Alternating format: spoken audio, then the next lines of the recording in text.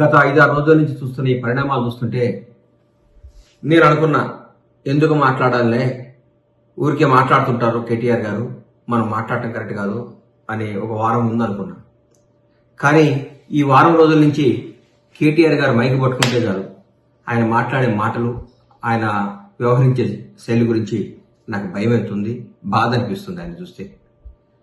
ఎట్లా త్వరలో ఒక 2 ఏళ్లలో ప్రభుత్వాన్ని వడగొడతా అంటాడు, త్వరలో ముఖ్యమంత్రి అవుతా కేసీఆర్ గారు అంటాడు. కరెక్టే, చేయండి. రేపు జరగబోయే ఆంధ్రప్రదేశ్లో ఎలక్షన్ జరుగుతున్నాయి, అక్కడ ముఖ్యమంత్రిని చేయండి. లేకపోతే మహారాష్ట్రలో ఎలక్షన్ జరగబోతున్నాయి, అక్కడ ముఖ్యమంత్రిని చేయండి. లేకపోతే ఎక్కడో పక్కన రాష్ట్రాల్లో, కేరళలో భారతీయ రాష్ట్ర సమితి కదా, మీ పార్టీ అధ్యక్షులు కేసీఆర్ గారు భారతదేశంలో ఏ రాష్ట్రం నుంచి అయినా ముఖ్యమంత్రి అవడానికి అర్హత ఉంది, ఆయన కావాలి, మీరు పోరాడాలి, మీరు పార్టీ భారతీయ రాష్ట్ర సమితి భారతదేశ వ్యాప్తంగా బలపడాలని కోరుకుంటున్నా. అట్లాగే 4 ఎమ్మెల్యేలు వచ్చి ముఖ్యమంత్రి గారిని కలిస్తే ఉలిక్కిపడి నిద్రపోకుండా ఆగమాగమైపోయి అసలు ఏదో కొంపలు విరిగిపోయినట్టు, ఎందుకు సార్ అంతా, వాళ్ళని మానసికంగా హింసించి ప్రెస్ మీట్లు పెట్టించి మీరు స్క్రిప్ట్ రాసిచ్చి దాన్ని చదవండి అని చెప్పించారు. వాళ్ళు ఒక 2 లక్షల మందికో 2.5 లక్షల మందికో ఓట్లే ఒక ప్రతినిధిగా ఉన్నప్పుడు వాళ్ళ సమస్యలు ముఖ్యమంత్రి గారిని కలిసి చెప్పుకోవద్దా, ముఖ్యమంత్రి గారిని కలవద్దా? ఇది ప్రజాస్వామ్యం కాదా? ఎక్కడ పోతున్నారు సార్ మీరు? ఎందుకు అంత భయపడతారు? అంత బంధించి బర్రెల్ని కట్టేసినట్టు కట్టేపించుకొని మీ చెప్పు చేతుల్లోనే మీ చెప్పు చేతుల్లోనే రాష్ట్ర ప్రజలు ఉండాలని జనాన్ని అందరినీ ఊరికే అది చేస్తాం, ఇది ఇయకుండా ఇది చేస్తాం, తిరగబడతాం, ఎగబడతాం, కోస్తాం, నరికేస్తాం, ఏందేందో మాట్లాడతారు. ఎందుకు సార్ కేటీఆర్ గారు మీరు దయచేసి మాట్లాడకండి సార్ అట్లా. ఇది ప్రజాస్వామ్యం. ఇప్పుడు కాంగ్రెస్ పార్టీ తెలంగాణ రాష్ట్రాన్ని పరిపాలిస్తుంది. గౌరవనీయుల ముఖ్యమంత్రి రేవంత్ రెడ్డి గారు, మా మంత్రివర్గం అందరూ బ్రహ్మాండంగా చేస్తున్నారు. జరుగుతున్న పనులు 45-46 రోజుల్లోనే ఇది కుంపలారిపోయినట్టు రోజు ప్రెస్ మీట్, గూగుల్ పే చేయటం, ప్రెస్ మీట్ పెట్టడం, గూగుల్ పే చేయటం, ప్రెస్ మీట్ పెట్టడం. ఇది కాదు సార్. ఎట్లా ప్రజలకు ఏం చేయాలి? మీరు చేసిన తప్పులేంది? మీరు ఎందుకు ఓడిపోయారు? కొద్ది పర్సెంట్తోనే ఓడిపోయి ఉన్నారు. మీరు గెలిచింది చాలా పెద్ద పర్సెంట్తో గెలిచారా సార్ ఇంతకు ముందు? మీరు ఎప్పుడన్నా ఫస్ట్ టైం మీకు 62 సీట్లు వచ్చినాయి సార్.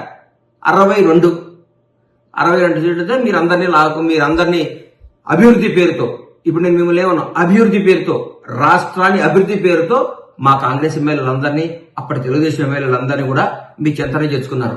మేమందరూ ప్రతిపక్షాలందరూ అడిగితే ఇది అభివృద్ధి పేరుతో రావాలి, దీన్ని అందరూ ఆమోదించాలి, దీన్ని సమ్మతించాలి అని మీరు మాట్లాడారు. తర్వాత ఉత్తమ్ కుమార్ రెడ్డి గారి నాయకత్వంలో మేము ఎలక్షన్ చేయడం జరిగింది. మాకు అప్పుడు మేము ఓటమి చెందాం. మా ఎమ్మెల్యేలందరినీ కూడా అదే రిపీట్ చేశారు, అభివృద్ధి పేరుతో అభివృద్ధి చేస్తున్నాం, మీ ఎమ్మెల్యేలను తీసుకొస్తున్నాం అని మమ్మల్ని ప్రతిపక్ష హోదా లేకుండా కూడా చేశారు మీరు. అది మీరు గుర్తుపెట్టుకోవాలి సార్. మీకు ఒక న్యాయం, మీరు చేస్తే సంసారం, మేము చేస్తే తప్ప. మీకు ఒక న్యాయం, మాకు ఒక న్యాయమా? మేము ఇప్పుడైతే తెలంగాణ రాష్ట్ర ముఖ్యమంత్రి పోస్ట్ ఖాళీగా లేదు. 5 ఏళ్ల తర్వాత ఎలక్షన్లు వస్తాయి. ఇంకో 10 ఏళ్ల వరకు కాంగ్రెస్ ప్రభుత్వం ఉంటుంది. మాకు ఇందులో ఏమాత్రం డౌట్ లేదు. మీకేమన్నా అంతగా ముఖ్యమంత్రి కావాలి, అర్జెంట్ గా పదవులు చేపట్టాలి, రాష్ట్రాన్ని అది చేయాలి ఇది చేయాలనుకుని ఉంటే మీరు వేరే రాష్ట్రాలకు వెళ్ళి, కొత్తగా బీఆర్ఎస్ పార్టీ కదా, భారతీయ రాష్ట్ర సమితి కాబట్టి మీరు ఎక్కడైనా ఇంప్రూవ్ చేసుకోండి, డెవలప్ చేసుకోండి, పని చేయండి. కానీ ఇక్కడ మాకు చాలా పనులు ఉన్నాయి. అవినీతి మొత్తం ఒక్కొక్కరు తిమ్మింగ్లాలు, ఒక చిన్న ఆఫీసర్, మీ చెప్పు చేతుల్లో ఒక చిన్న ఆఫీసర్ని పట్టుకుంటేనే ఒక 1000 కోట్లు వచ్చినాయి. ఇవాళ 1000 కోట్లు. ఇట్లాంటి 1000 కోట్లన్నీ రికవరీ చేసి పేద ప్రజలకి, తెలంగాణలో ఉన్న పేద ప్రజలకు పంచండి సార్ అని గౌరవ ముఖ్యమంత్రి గారిని చేతులెత్తి నమస్కరిస్తున్నా. సార్ ఇట్లాంటి చాలా తిమింగలాలు ఉన్నాయి, పెద్ద సొర చేపలు ఉన్నాయి, ఈ చేపలను పట్టండి సార్.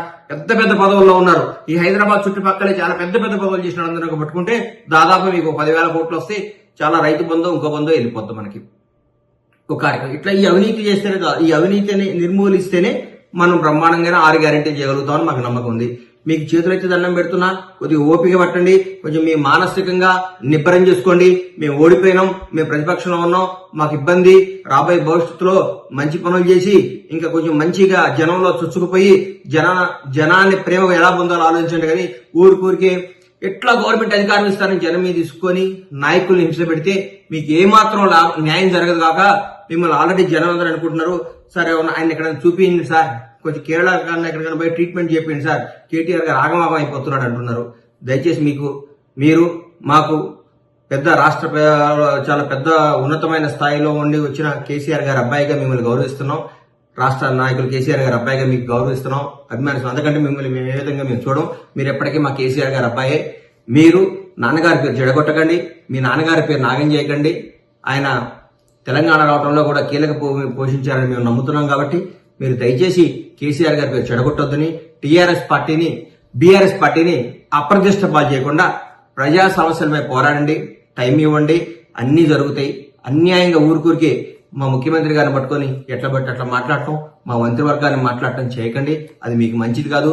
మీకు రాబోయే రోజుల్లో చాలా చాలా మమ్మల్ని చూసి అసూయపడి మీరు గిల్లుకునే రోజులు చాలా ఉన్నాయి. మా కార్యక్రమాలు అట్లున్నాయి, అన్నీ మంచి జరుగుతాయి. మీరు ఆగం కావద్దని మనస్ఫూర్తిగా కోరుకుంటూ మీ ఆరోగ్యం జాగ్రత్తగా ఉండాలని ఆ భగవంతుడిని ప్రార్థిస్తూ మీ బట్ల గణేష్.